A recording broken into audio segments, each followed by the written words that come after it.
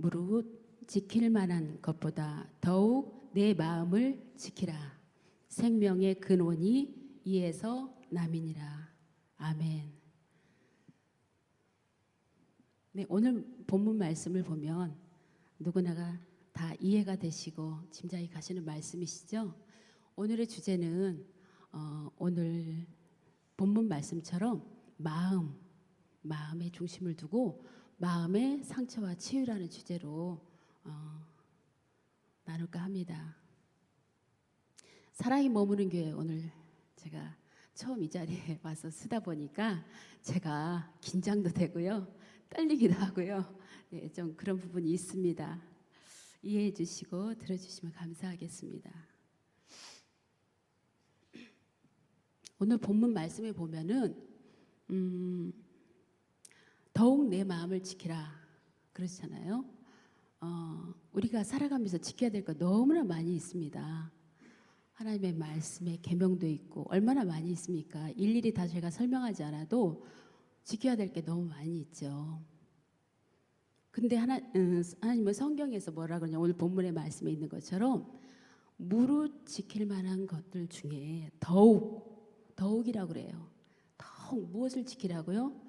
내 마음을 지키라고. 왜 그럴까요? 왜 내 마음을 지켜야 될까요? 하나님께 예배 잘 드리고 다른 거 하는 것도 중요한데 왜 하나님이 다른 지킬 만한 게 많이 있는데 왜 내 마음을 더욱 지키라고 그럴까요? 그 뒤에 나오는 말씀, 생명이 때문에 그렇습니다. 생명의 근원이 이에서 남이니라. 우리 마음에서 생명이 나오기 때문에 그렇다는 거죠. 생명은 뭔가요? 우리가 살아가면서 나의 생명보다 더 귀한 일이 무엇이 있을까요? 내 사업입니까? 내 명예입니까? 내 아들입니까? 예, 아마 머릿속으로 떠올리면은 소중한 것들 아마 떠올리시죠? 그러나 그런 것들보다도 그보다 더 중요한 게 생명이잖아요. 내 생명보다 더 귀한 것은 없습니다. 그렇기 때문에 오늘 본문의 말씀은 이 생명이 마음에 담고 있기 때문에 더욱 내 마음을 지키라는 것입니다. 에덴 동산에서 하나님이 사람을 창조했을 때는 그 무엇도 죄가 들어오기 전에는 부족함이 없이 너무나 행복하고 넘치는 삶이었습니다. 아무것도 부족한 것이 없었고 상처를 주는 일도 없었고 받는 일도 없었습니다. 그런데 사람에게 죄가 들어왔습니다. 죄가 들어와서 하나님과 관계는 깨져서 사람이 누려야 될 그 행복과 기쁨과 사랑은 깨져서 우리에게 죄악된 그 삶이 시작된 것입니다. 그것을 위해서 그 문제를 해결하기 위해서 또 하나님이 예수님을 보내주셨잖아요. 예수님을 보내주셔서 그 죄 문제를 해결하셔서 다시 에덴의 은혜와 축복을 회복시키고자 우리에게 그분을 보내주셔서 우리의 죄값을 담당케 하신 것입니다. 우리의 죄값을 담당하신 그분을 믿으면 우리는 다시 우리의 영원한 생명이 주어지는 그런 삶을 살도록 만들어 주셨습니다. 그런데 우리가 예수를 믿고 살지만 이 땅에 사는 동안에는 우리가 여전히 죄의 권세 아래 지금 살고 있습니다. 그래서 끊임없이 우리는 죄의 유혹을 받고 또 죄를 짓고 상처를 주고 받고 늘 반복된 삶을 살고 있습니다. 이 땅에 사는 동안에는 끊임없이 그럴 것입니다.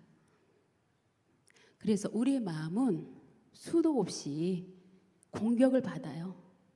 죄된 우리 마음에 이 땅에 사는 동안에는 예수님을 보내주셔서 우리 마음이 치유와 회복과 영생을 얻는 우리의 축복을 믿는 자에게 주셨지만은 이 땅에 우리가 몸을 가지고 있는 살아가는 동안에는 늘 공격을 받습니다. 그래서 오늘 본문의 말씀이 더욱 네 마음을 지키라. 에덴 동산에서 빼앗겼던 그 구원의 복을 예수님을 오셔서 우리에게 다시 그것을 회복시켜 주셨잖아요. 그걸 우리 다 가지고 있습니다. 이 자리에 계시는 분들은 예수님을 다 마음에 모시고 계신 분들이죠. 그래서 교회 와서 예배를 드리고 하나님의 사랑 안에서 이렇게 끝까지 영생의 삶을 살아가는 거잖아요. 그렇습니다. 우리 마음이 그렇게 죄로 인해서 망가졌고 끊임없이 우리 마음이 늘 공격을 받고 내 안에 내 속에 있는 죄된 마음의 쓴뿌리로 또 아프고 상대를 인해서 우리가 또 마음을 다치기도 하고 그렇습니다. 이런 상처난 이런 마음, 정말 아픈 이 마음은 사랑을 받을 때 또 회복이 됩니다. 사랑을 받을 때. 그래서 우리가 하나님 앞에 나오는 이유가 뭡니까? 하나님의 사랑을 받고 나 좀 살아야 되겠다고, 내가 좀 고침을 받아서 회복돼서 또 살아야 돼. 세상에 나가서 또 살아야 되잖아요. 전쟁을 치러야 되잖아요. 수도 없이 많은. 근데 내 마음이 회복이 안 되면 어떻게 됩니까? 늘 죽겠다 힘들다 고통스러운 가운데 허우적대잖아요. 그래서 우리가 하나님 앞에 나와서 예배드리면서 하나님의 사랑을 또 공급받고 회복되고자 우리 이 자리에 있는 것입니다. 사람은 사랑을 받을 때 우리가 살아나지만, 그러나 사랑을 받지 못할 때는 우리 마음이 병이 들기 시작합니다. 지속적으로 사랑의 공급을 받지 않고 회복이 못하면 병이 듭니다. 또 내가 사랑을 줘야 될 때 주지 못할 때 우리가 또 우리에게 마음의 문제가 생기게 됩니다. 그 사람의 마음이 어떠함에 따라서 생명력이 있는 삶을 살기도 하고요, 낙심하고 절망하고 포기하기도 합니다. 우리의 마음은 하나님이 활동하시는 무대이고 생명의 또 근원이 되기도 합니다. 또한 부패의 원천이 우리 마음입니다. 이래서 우리 마음이 그토록 중요하기 때문에 성경은 무릇 지킬 만한 것보다 더욱 네 마음을 지키라 이렇게 얘기하고 있습니다. 마음으로부터 추악한 생각이 나오고요, 천국도 내 마음에 있고요, 지옥도 내 마음도 있고요, 미움도 내 마음에서 나오고요, 사랑도 내 마음에서 나오고요. 사람들은 마음에 있는 것을 입으로 말하고 생활하고 행동으로 옮기며 살아갑니다. 이 시간에 정말 내 마음을 좀 살펴보는 그런 시간이 되었으면 좋겠습니다.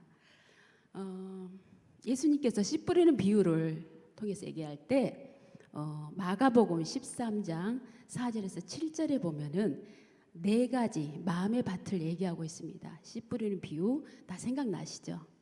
첫 번째는 길가밭, 둘째 돌짝밭, 세 번째는 가시밭길, 네 번째 옥토밭입니다. 이 4가지 사람의 마음의 밭에서 열매를 맺는 마음밭은 옥토밭이죠.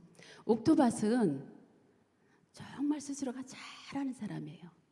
옥토밭 자기 관리 잘하고 그래서 열매를 맺는 사람, 이 사람에 대해서는 오늘 얘기하지 않겠습니다.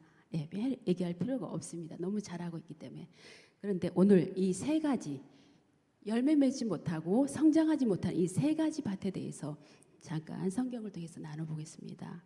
길가밭, 첫째 길가밭은요, 길 위에 떨어져 있기 때문에 흙 속에 파고들지 못하고 싹을 틔우지 못합니다. 그래서 사람에게 밟히거나 새들이 와서 먹어버립니다. 우리 마음에도 길처럼 많은 사람들이 다녀서 단단해가지고 반진바지할 때가 있습니다. 이것은 어떤 교만의 모습일 수도 있습니다. 그런 마음을 나타내 보이고 있는데요, 자기의 작은 지식이나 경험을 가지고 모든 것을 아는 것처럼 사는 사람은 다른 사람이 뭘 얘기할 때 받아들이지 않아요.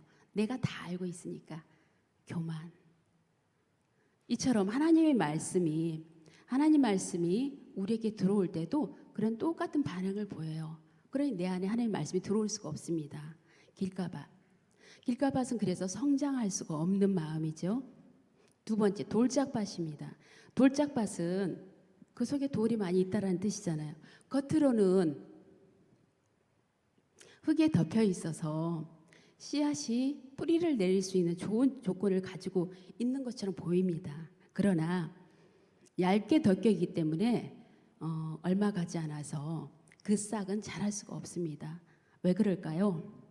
그 사람의 그 마음 가운데는 크고 작은 돌짝밭이기 때문에 돌들과 또 바위들이 있기 때문에 자랄 수가 없고 뿌리를 깊이 내릴 수가 없습니다. 이런 사람 뭘까요? 마음의 상처와 아픔의 돌들이 있는 거예요.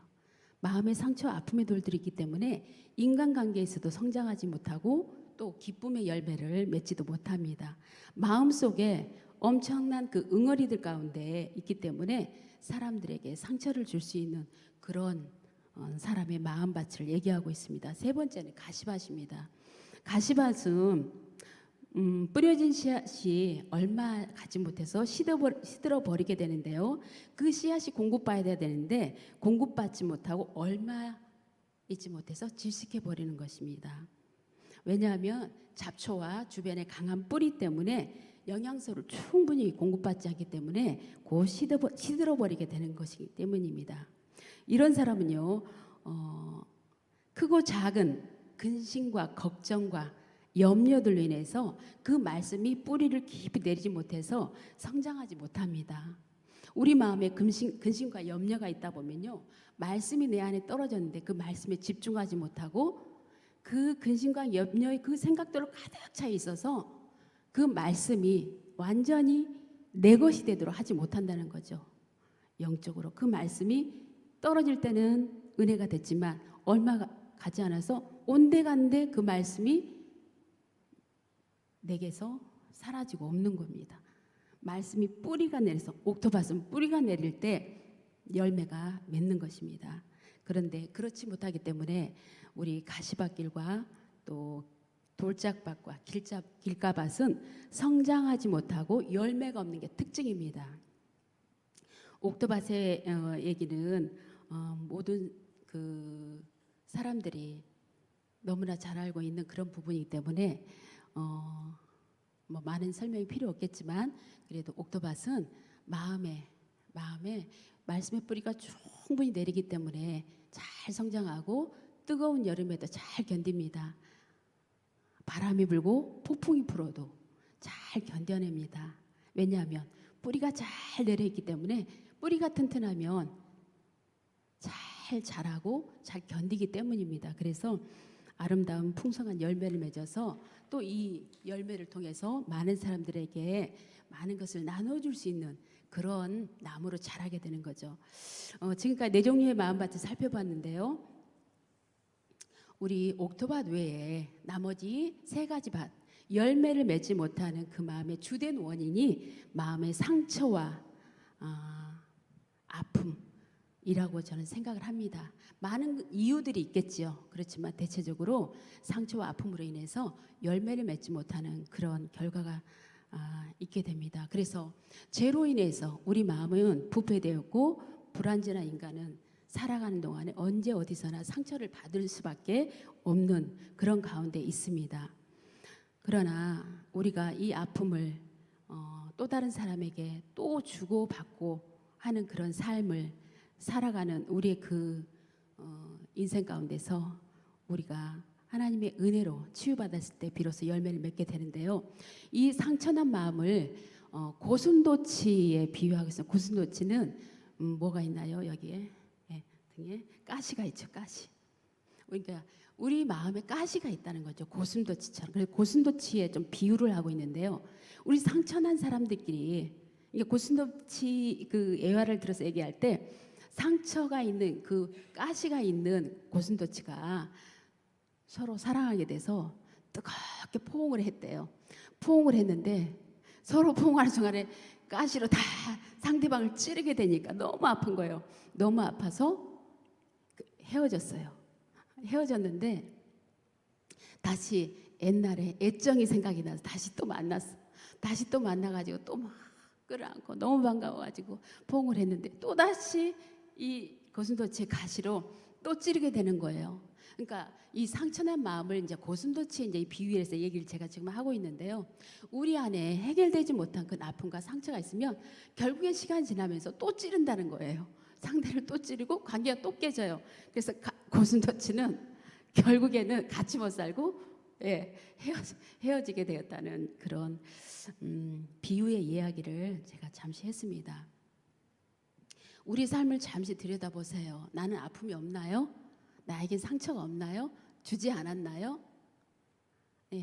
그런 사람 아무도 없을 것입니다. 왜냐? 이 세상에 의인은 단 한 사람도 없으니까 죄인이기 때문에 상처를 주고 받을 수밖에 없는 우리의 모습인 것입니다. 그렇죠? 자기 마음을 잘 한번 보세요. 그리고 한번 생각하는 그런 시간을 통해서 우리 상처받은 사람들의 그 특징을 잠깐 보겠습니다. 첫 번째, 상처받는 사람의 특징. 상처를 받고 치유가 되기 전까지는요, 이 상처는 세월이 지난다고 해서 결코 없어지거나 사라지는 것이 아닙니다.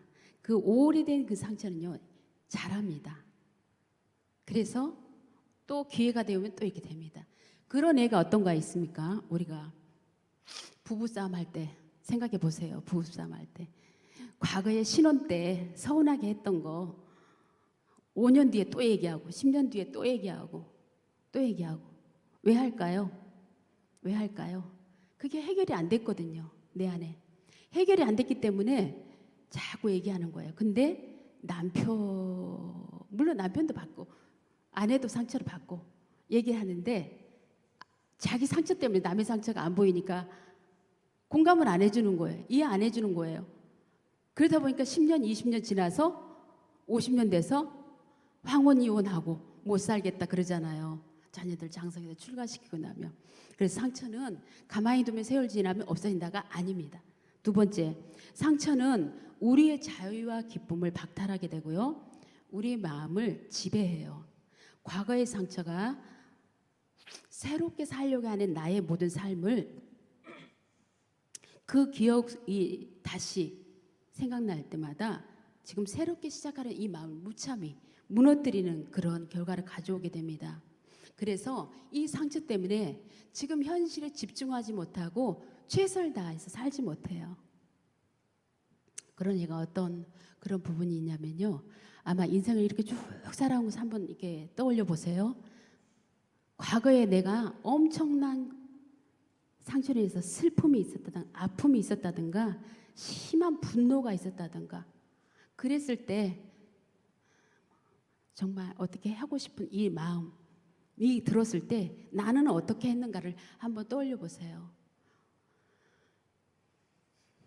한 예로 우리 살다 보면 그런 거 많이 겪잖아요. 우리 나무 보면은 움푹 패인 데 이런 데 있는 것처럼 우리 인생에도 내가 그런 힘든 일을 겪었을 때 내 안에 그게 있잖아요. 그걸로 인해서 내가 너무 심하게 아팠다든가 있잖아요. 그랬을 때 저 같은 경우는 슬픔이 엄청난 적이 있었습니다. 슬픔이. 그 슬픔이요. 예, 제가 표현하자면 슬픔이 얼마나 크게 왔는지 제가 강이라고 표현을 합니다. 강처럼 큰 슬픔을 제가 당했을 때 제가 그 슬픔에 먹힙니다. 제가 먹혀요. 먹힌다는 건 뭐예요? 그 슬픔 때문에 제가 일상의 삶을 하기가 힘들어져요. 그래서 일상의 삶을 살기가 힘들어지니까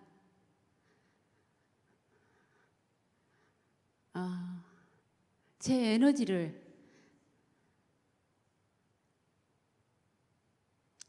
제가 200을 쓴다고 한다면요. 그 슬픔이 저를 너무나 압도했기 때문에 200을 쓰는 게 아니고요.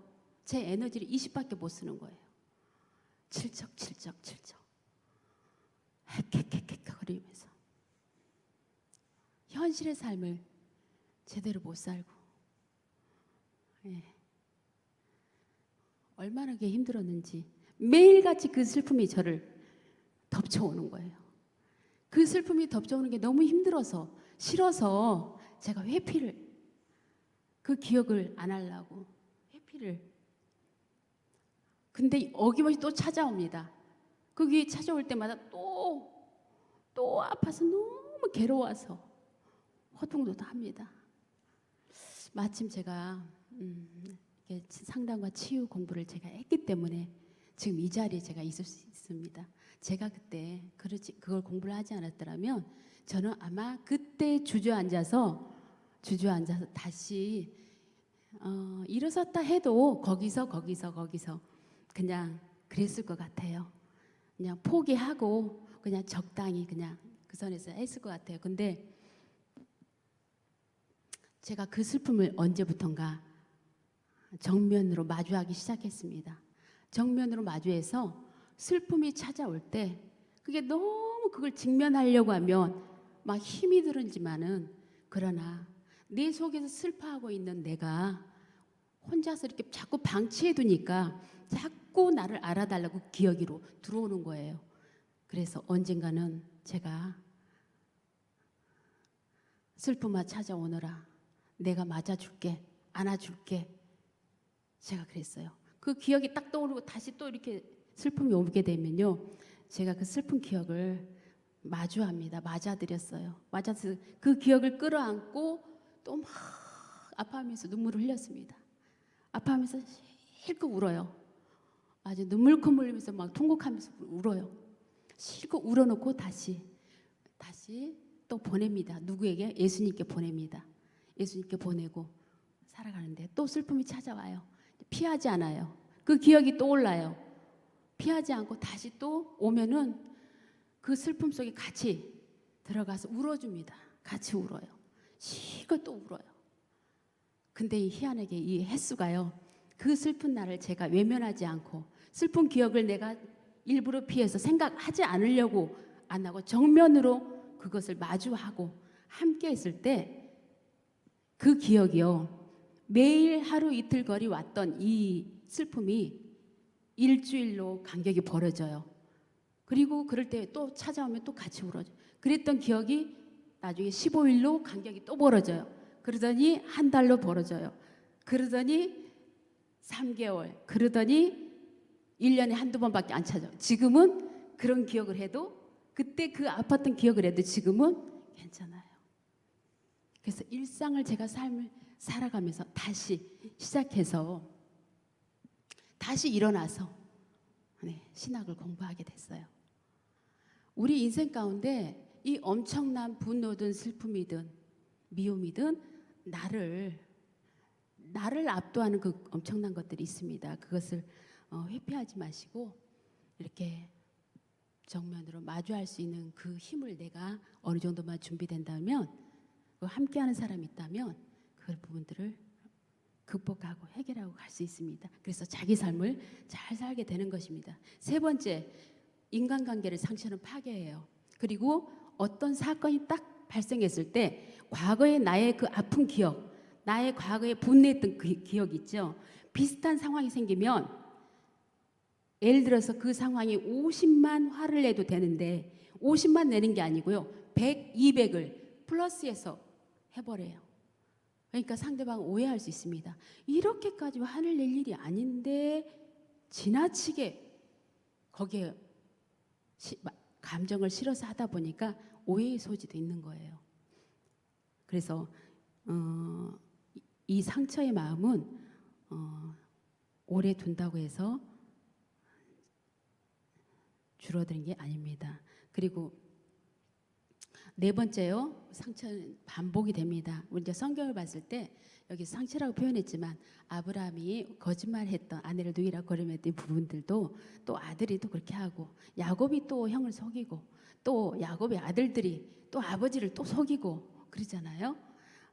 그런 부분들이 또 있고요. 다섯 번째, 상처는 마음의 문제뿐만 아니라 영적인 문제의 또 원인이 됩니다. 그래서 서로 관계가 깨어지고 성장하지 못하는 결과를 가져오게 되는데요. 수치심과 좌절감, 모멸감 이런 감정을 수반하게 됩니다. 그래서 심하면 증오하고 저기를 품고 자기 인생을 살아가지 못하는 결과를 가져오는데요. 상처는 이제 어떤 그 상실했을 때 또는 어떤 계획이 좌절했을 때 인격적으로 내가 무시당했을 때 그리고 인간관계에 또 갈등이 생겼을 때 우리는 또 상처를 받고 주고 그렇습니다.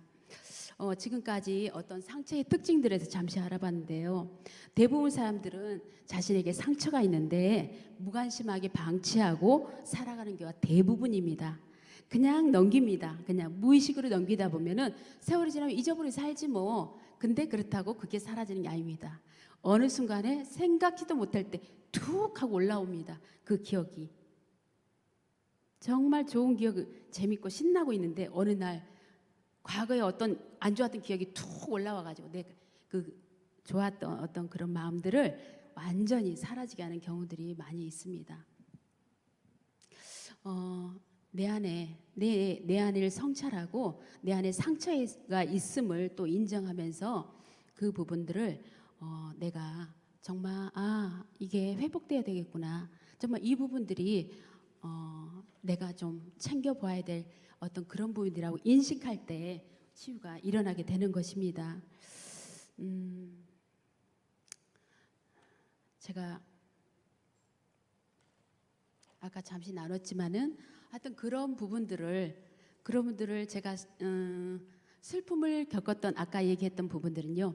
제가 예수님을 믿고 은혜가 충만했고 하나님을 체험하고 응답하고 너무너무 기쁘고 감사하고 막 정말 하늘 날아다니는 것 같은 그런 가운데 있을 때 그런 아픔을 겪었었어요. 그러니까 이미 그때는 제가 예수님 믿었을 때죠. 예수님 믿었을 때였기 때문에 하나님 앞에 제가 기도할 수 있었고 그리고 치유 그룹에서 같이 그 공부를 하면서 그런 부분들을 할 수 있었습니다. 그렇다고 제가 기도를 안 하고 말씀을 안 보고 그런 게 아닙니다. 기도해도 말씀을 해도 내 안에서 해결할 수 있는 엄청난 문제를 부딪혔을 때는요. 우리 믿는 사람들도 헉헉 하면서 좌절이 오잖아요. 그러면 어떻게 돼요? 기도 막히시죠. 옛날에 내가 이랬는데 그러잖아요. 다들 그렇죠. 어떤 특정한 사람만이 아니라 은혜를 받았던 사람들, 우리 예수 믿어도 그런 아픔과 슬픔을 경험할 때 그런 부분들을 그냥 넘기고 그냥 없었던 일로 하자. 막 보통 그러면서 넘어가잖아요. 왜냐? 내가 사는 게 바쁘니까. 그거 언제 또 이렇게 하고 있어? 라고 그러잖아요. 마태복음 5장에 보면 심령이 가난한 자 복이 있다 그랬습니다. 자신이 이 말씀은 치유받아야 할 존재이고 예수 그리스도의 절대적인 사랑이 필요하다고 느끼고 고백할 때 그 복이 임한다는 것입니다. 그 복은 치유의 복이고 성장의 복이고 생명을 살리는 복이고 또 남을 살리는 그런 복이 됩니다. 우리의 마음이 그렇게 정말 나는 하나님의 은혜 없이는 안 되는구나. 내가 그런 하나님의 사랑으로 내가 회복되어야 된다는 것을 내가 받아들일 때 그리고 내가 원할 때 그게 일어나는 거예요. 근데 내가 원하지 않아요. 나 치료 받을 거 하나도 없고 나 아무렇지도 않아. 나 문제 없어 라고 말하는 사람들의 깊이 들어가 보면요. 그렇지가 않아요. 과거에 아픔, 가족을 잃었어요. 가족을 잃어서 너무 아픈데 그 가족 얘기를 딱 끄집어내면은 나 괜찮아. 다 이제는 회복됐어. 이렇게 얘기해요. 근데 그래. 그때 그 동생이 그때 참 이라고 얘기를 꺼내잖아요. 그러면은 다 괜찮다고 말하는데 뭐라고 그러냐면요. 이제 더 이상 걔 얘기하지 말라고 그러는 거예요. 하지 말라는 이유가 뭡니까? 걔 얘기하면 또 힘들거든요. 괴로우니까. 근데 말은 어떻게 해요? 나 이제 괜찮아. 하나도 안 슬퍼. 다 이제 뭐 내 안에서 다 정리된 건데 이렇게 말한. 근데 얘기하면 더 이상 얘기하지 마. 이건 아니에요. 그거는 치료가 안 됐다는 뜻이에요. 그 기억을 떠올랐을 때 내가 아무렇지도 않아야지 되는 거예요. 건강하게 얘기할 수 있어야지 정말 괜찮은 거거든요. 근데 딱 말을 막았을 때 입술로는 괜찮다고 하는데 정말 안 괜찮구나 이겁니다. 우리에게 상처는 아픔이고 고통이지만 그러나 그 상처가 치유되면 내면에 더 깊은 성장과 성숙으로 나아가게 되는 것입니다. 오히려 그 상처로 인해서 많은 사람을 위로하게 되고요. 치유하게 되고 생명을 살리는 그런 삶을 살게 되는 것입니다. 나에게 주신 그 상처, 치유를 통해서 아파하는 자들을 위해서 함께 울고 또 위로하라는 하나님의 음성을 들을 수 있는 사람은 정말 행복한 사람입니다. 왜 그럴까요?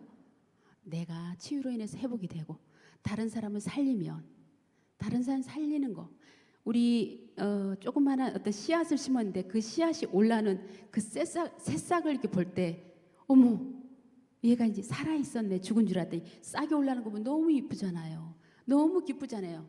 이 식물도 그러는데 사람이 살아나는 걸 보면은 얼마나 기쁩니까? 그런 기쁨은 우리 예수 믿는 사람이 더하는 것 같아요. 세상 사람도 그렇지만, 네. 우리 이것으로 오늘 이제 저의 말씀은 마치도록 하고요. 잠시 우리가 마음을 잠깐 너무 짧은 시간이지만 너무 짧은 시간 내 모습을 들여본다는 건 좀 그렇지만 그래도 혹시라도 잠시라도 내 과거의 어떤 기억 속에 그런 부분들이 있으면 이 시간 잠시 우리가 짧게 기도하는 시간 갖고